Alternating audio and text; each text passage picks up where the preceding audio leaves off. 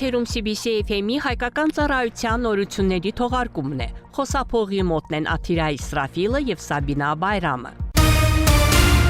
Մայիսի 13-ին Ադրբեջանի Հանրապետության նախագահ Իլհամ Ալիևը ընդունել է Թուրքիայի ազգային պաշտպանության նախարար Յաշար Գյուլերին։ Հանդիպման ժամանակ Իլհամ Ալիևը շնորհավորել է քրդական բանվորական կուսակցության ինքնալուծարման կապակցությամբ։ Պետության ղեկավարը քրդական բանվորական կուսակցության ինքնալուծարումը պատմական իրադարձություն անվանելով հայտարարել է, որ այս հարցում վճռորոշ դեր է խաղացել Ռեջեփ Թայիփ Էրդողանի քաղաքական կամքը։ Իլհամ Ալիևը նշել է, որ Թուրքիայի հզորությունը եղբայրական երկրի զինված ուժերի պրոֆեսիոնալ պայքարը ահաբեկիչների դեմ եւ թուրք ժողովրդի միասնությունը նույնպես գործոններ են, որոնք հանգեցրել են ահաբեկչական խմբավորման ինքնալուծարմանը։ Նախագահը նշել է, որ այս իրադարձությունը նշանակալից է ոչ միայն Թուրքիայի, այլև ամբողջ տարածաշրջանի համար։ Յաշար Գյուլերը հիշեցրել է, որ մի քանի տարի առաջ Ադրբեջանի նախագահի անսասան կամքի շնորհիվ տարածաշրջանում հայ ահաբեկիչները պատմական դաս ստացան եւ նշել է, որ Թուրքիան նույնպես իր հաղթանակով ավարտեց ահաբեկչության դեմ 41-ամյա պայքարը։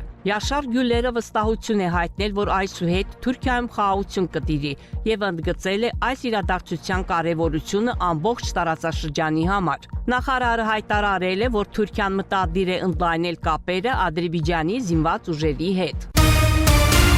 Ադրբեջանը ողջունում է քրդական աշխատավորական կուսակցությունը լուծարելու որոշումը, որը Թուրքիայում ճանաչված է որպես ահաբեկչական կազմակերպություն, եւ սա համարում է կարևոր քայլ տեփական խաղաղության եւ կայունության հաստատման ուղղությամբ։ Այս մասին ասվում է Ադրբեջանի արտաքին գործերի նախարարության X սոցիալական ցանցում զետեղված հայտարարության մեջ։ Գերատեսչությունում շեշտել են, որ Ադրբեջանը նաեւ ակնկալում է անհապող գործնական քայլեր տարածաշրջանում ահաբեկչական սպարտարիքը լիովին վերացնելու համար։ Մենք բարձր ենք գնահատում եղբայրական Թուրքիայի առաջնորդությունը, որը անսասան է մնում ահաբեկչության վերացման, անվտանգության ապահովման եւ կայունության խթանման իր հանձնարարության մեջ, ասվում է նախարարության հայտարարության մեջ։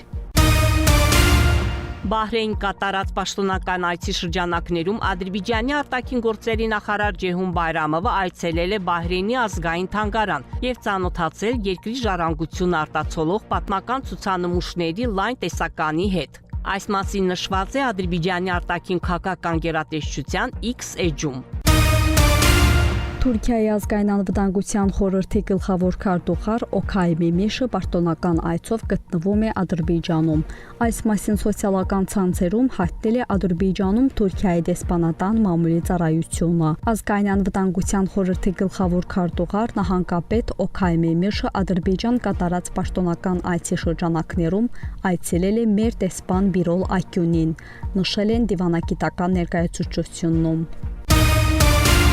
Դոհայում Ադրբեջանի դեսպան Ադիշ Մամեդովը եւ Կատարի խորհրդատվական խորհրդի նախագահ Հասան բին Աբդուլլահ Ալ-Գանիմը քննարկել են միջխորհրդարանական համագործակցությունը։ Այս մասին հայտարարել է Մերձավոր Արևելյան պետությունում Ադրբեջանի դիվանագիտական առաքելության մամուլի ծառայությունը։ Դեսպան Ադիշ Մամեդովը մայիսի 12-ին հանդիպել է խորհրդատվական խորհրդի նախագահ Հասան բին Աբդուլլահ Ալ-Գանիմի հետ։ Հանդիպման ընթացքում քննարկվել են Ադրբեջանի Հանրապետության Միլլի Միջլիսի եւ Կատարի պետության խորհրդատվական խորհրդի միջև համագործակցության ոլորտները, ասվում է դեսպանատան սոցիալական ցանցերի էջերում զետեղված հաղորդագրության մեջ։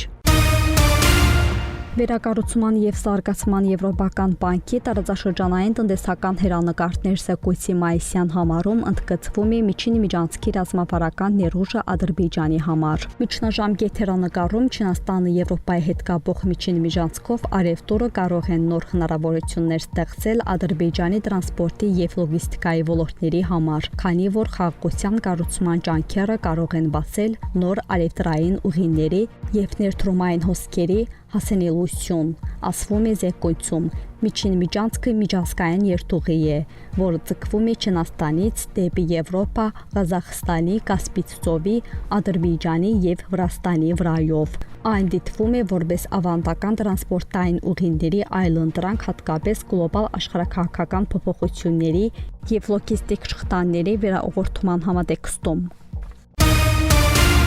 Ադրբեջանում կանցկացվի Բաքվի կլիմայական գործողությունների շաբաթը։ Սեպտեմբերի 29-ից հոկտեմբերի 3-ը Բաքվում կայանալիք միջոցառման մասին տեղեկատվությունը տրամադրել է COP29-ի նախագահ Մուխտար Բաբայևը եւ COP29-ի կլիմայական գործողությունների հարցերով ՄԱԿ-ի բարձր մակարդակի ղեկավար Նիգար Արփադարային։ Բաքվի կլիմայական գործողությունների շաբաթվա շրջանակներում կանցկացվեն միջազգային համաժողով, սեմինարներ, կլորսեղաններ եւ մշակութային միջոցառումներ, որոնց կմասնակցեն կլիմայական փորձագետներ, պետական հաստատությունների եւ հանրության ներկայացուցիչներ, ինչպես նաեւ ներդրողներ։ Այս տարվա ծրագիրը ներառում է այնպիսի առանցքային թեմաներ, ինչպիսիք են էներգետիկ անցումը, կայուն գյուղատնտեսությունը եւ ջրային ռեսուրսների կառավարումը, քաղաքները եւ շինարարական միջավայրը, գիտությունը, տեխնոլոգիաները եւ նորարարությունները, կայուն տնտեսական զարգացումը եւ այլն։ Դուք լսեցիք CBC FM-ի լուրերի թողարկումը, հետևեք մեր լուրերի հաջորդ թողարկումներին։ Իսկ այժմ եղանակի մասին։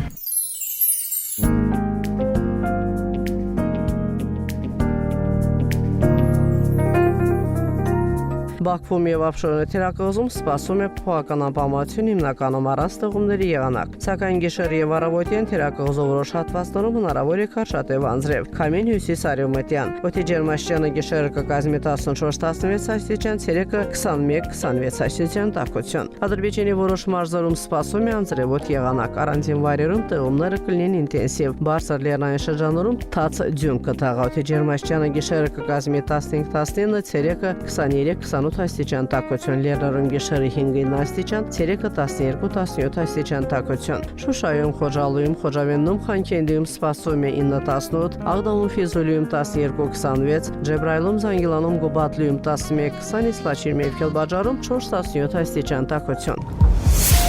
102.7 FM